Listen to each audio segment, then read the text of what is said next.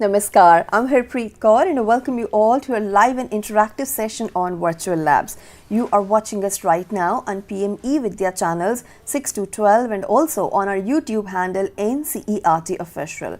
Well, before I tell you about today's topic and I introduce you all to my expert for the session, it's time for me to give you some important update regarding this wonderful initiative called Diksha Pe Charcha. Well, it's exam time for all the students out there, and this is the time that we must ignite the exam warrior within us.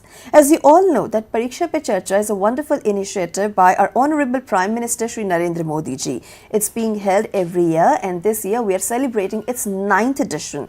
It's being organized for encouraging joyful learning and stress-free examinations.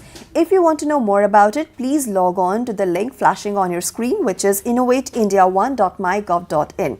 Let's celebrate Exam Utsav as Life Utsav. Well, that should be the motto. And with this motto only, we are going to conduct this wonderful session of ours, which is on virtual labs.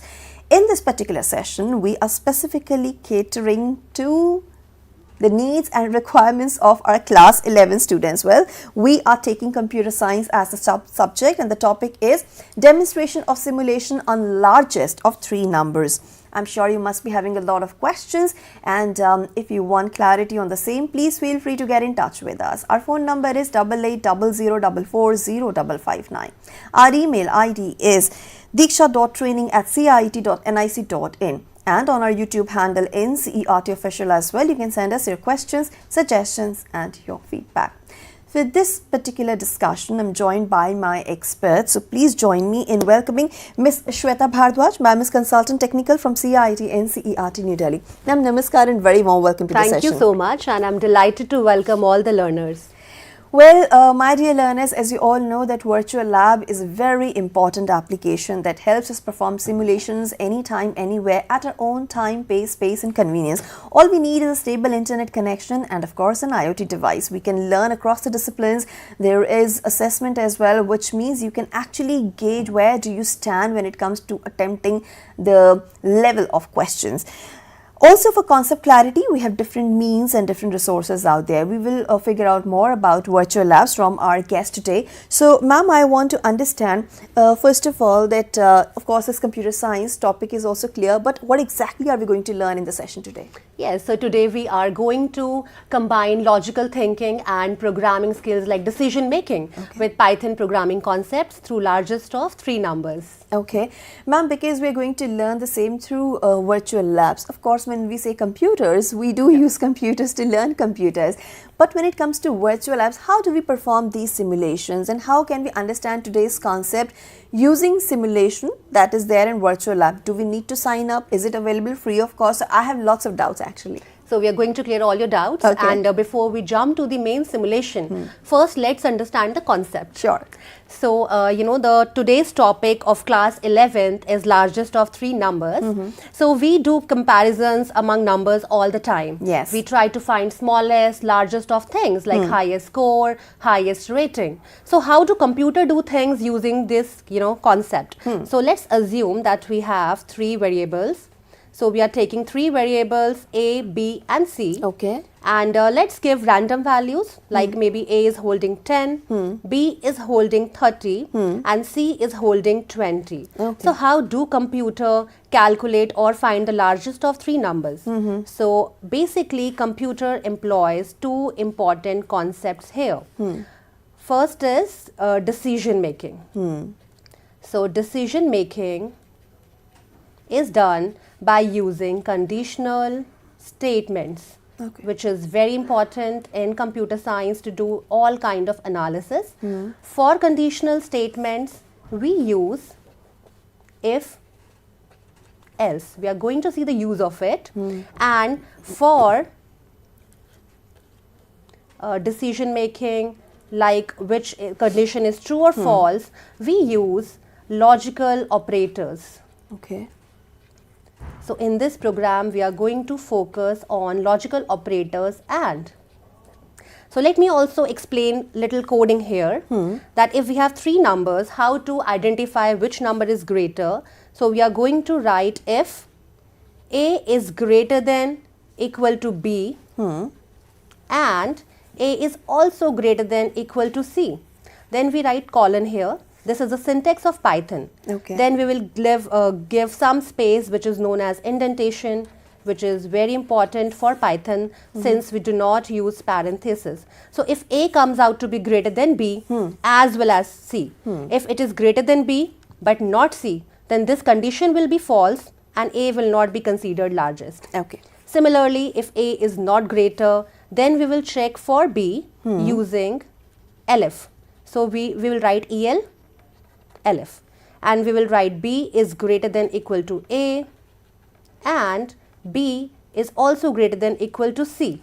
So that ways we are going to compare all the variables one by one to find out the largest number. Okay. Now we are only left with C. So here at the last we do not need to check. So we are only simply will write else because we have checked for both A and B. If they are not the largest, automatically by default C is the largest number. Okay. So here at this stage we are not going to write any condition, and by default we can see that largest number is C. So we are going to employ this logic in today's simulation, and in today's simulation we will not only see the coding but how these codes get converted into low level language and gives the output. So without wasting further time, let me take the user for the navigation of Diksha platform. Okay.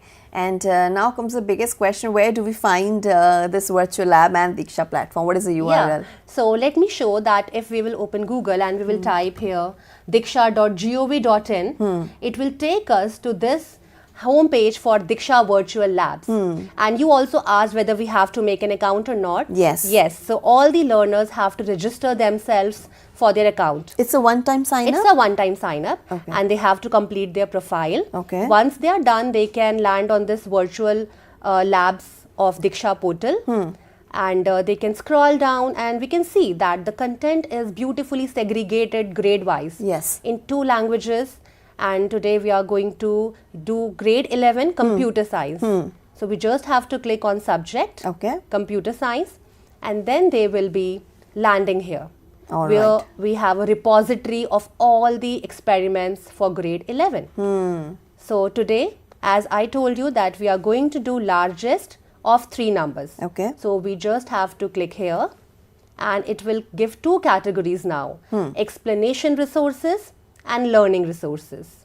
So if we will click on explanation resources, we can see that it is showing theory for today's experiment, procedure, as well as video. Okay. So if a user is not familiar with the concept, they can still acquaint themselves by understanding the theory. All right. Like let me click on theory and it is showing here, let me make it full screen, that the program is to find largest number of any given 3 numbers. So user is going to enter numbers according to his own choice. And how the program which I wrote is finally converted into these labels, low level language which computer can understand. So you can see that here GT stands for finding greater operator. Out means printing the value. Exit means exiting the execution. Okay. It is also showing pseudocode. Pseudocode means false code, which is not the exact code, but the logic of the program. That if we have 3 numbers, how every number is going to be compared with other numbers, and then ultimately we are printing the value. So user can acquaint themselves the syntax of the program. So finally we are going to do the simulation here. All right. Alright, so this is the interface. First, let me explain the interface. That first you have to click OK to start the execution. Now you can see that our window is divided between so many options. Like in the leftmost option, we have the source code of the programming language. This code is written in English language, Python programming language. Since computer cannot understand it, it is converted into this low level language, which are shown in the procedure, that these are the symbols which are executed by the computer. And in the rightmost panel, you can see CPU register. since we have always known that CPU stands for Central Processing Unit, which is made up of ALU. So all the logical calculations happen in the CPU. Whenever we use calculator of computer or Excel, all the calculations are performed by ALU unit of CPU. So which temporarily loads the data into its own registers. These R1, R0 are denoting the registers, memory in the CPU, which is very fast. So they temporarily, do the calculations in fraction of seconds, give the result back to the variables. So we don't even get to know that how these calculations are being performed. So let me show. Okay. First we will click on start. Then it has declared 3 variables in the data segment. Okay. Again, data segment is a memory in computer which holds these values temporarily. Once they will be done, these memories will be deallocated. So now we have to take inputs from the user. One by one, it will prompt the user to enter any value. So let me add random values. Let me take 45 for the very first variable A. Then let me take value of 10 for B, and then we will take 5 for variable C. Okay. Now how do computer execute this code? First of all, these values will be loaded one by one into the registers of the CPU. There is no fixed order that in which register the value will be loaded. Okay. It will be randomly done, and then it will execute the very first line, that is 45 greater than equal to 10. This condition will be true. So now it will execute the next condition here, is 45 greater than equal to 5, which is also true. So the very first condition, num1 is greater than num2, as well as num1 is also greater than num3. So this condition is coming out to be true, and it is going to print here that output is 45. So this is the first use case. User can repeat this simulation n number of times by taking different values for the simulation. Okay. Yeah. So ma'am, this is quite interesting, and I think you can take different values and you can perform the function accordingly. Yeah. Now I want to understand that how do virtual labs support computer science learning at a place where we have limited infrastructure, where labs are not enough, where we do not have good internet connection? How can we learn computers there? Yes, Harpreet ji. So we can see that NEP 2020 focuses on providing virtual lab for all the students, because it is providing inclusive, equitable and qualitative education in all those institutions where we are suffering from lack of sophisticated hardware and software. So we can make use of virtual labs because it is providing sandbox environment where everyone is using bare minimum things. We need stable internet connection. We need any device. It can be either laptop, mobile phone or tab. And we need a web platform like Diksha platform where we have the repository of all the virtual labs. So using all these 3 things, we can do programming. Ma'am, you just mentioned about the hardware, software, sometimes they're outdated. So I want to understand that how do virtual labs add value to the already existing labs? Can they ensure safe experimentation? Yes, so when we talk about computer science learning, in the classrooms we might make a learner understand the writing source code or the program. But in web simulations, we just have seen that it is also showing that how a high level program is converted into low level program, how values are being loaded into the memory of the registers. So this thing we cannot teach in normal classroom. I think this virtual lab simulations is going to strengthen the concept of children. They can see that writing lines of code in a program can be optimized, because if we write large number of lines, it is going to occupy more space in the computer memory. So it is going to motivate the students to do experiment. Like they can take different values, different inputs to see how program is responding. And you talked about safe experimentation. So here we are not suffering from the fear of corrupting the data.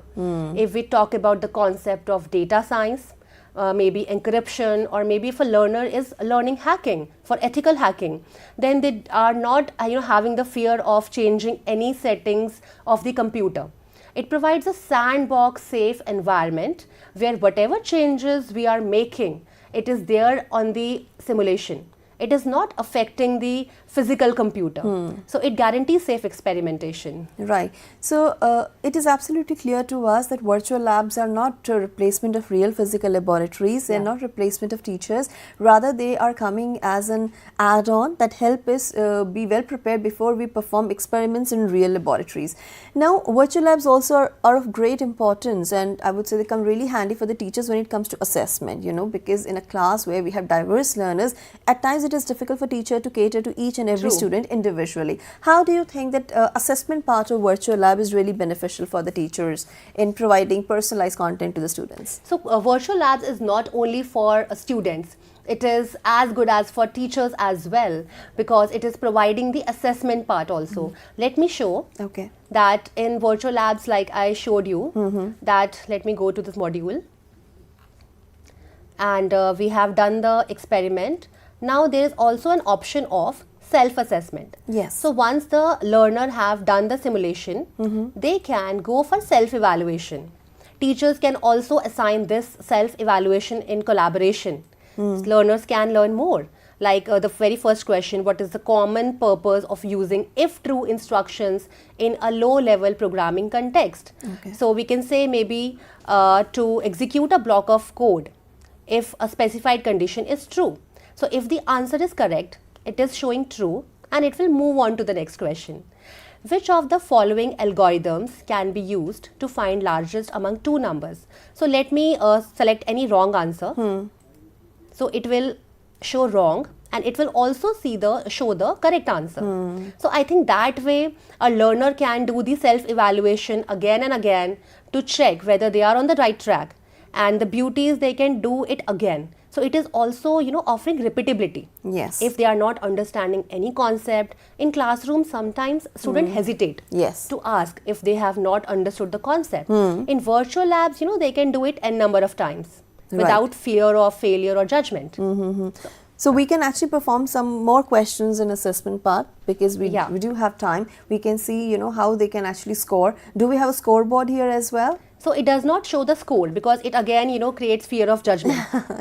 So we totally want to remove that thing. So student can, you know, do it. For example, they just have to do it. If the answer is wrong, they can understand that what is the right answer. They can always go back to the theory part and they learn can about always it? go back to the theory part. Since I explained that it is made up of explanation resources and learning resources, they just have to click on explanation resources, and here they have resources as well. Like apart from the simulation, if they want to read more books, because no one can replace books, right? So there is an option of reference and websites also. Now I want to understand one more thing, that virtual labs are learner driven in nature, because we have seen that how they're providing all the benefits to the learners. We have theory part, we have simulation part, and we have different ways to understand simulations, like through animation, we have text material, we have audio. Also because we have learners from different linguistic backgrounds. So right now we have content in English and Hindi, but we're updating more languages. I want to understand what is the ideal role of teacher in such an environment, because anybody would think that we need internet connection, we need an IoT device, there are virtual labs, we get the help as well, we get the instructions, hints, everything. Do we really need a teacher here?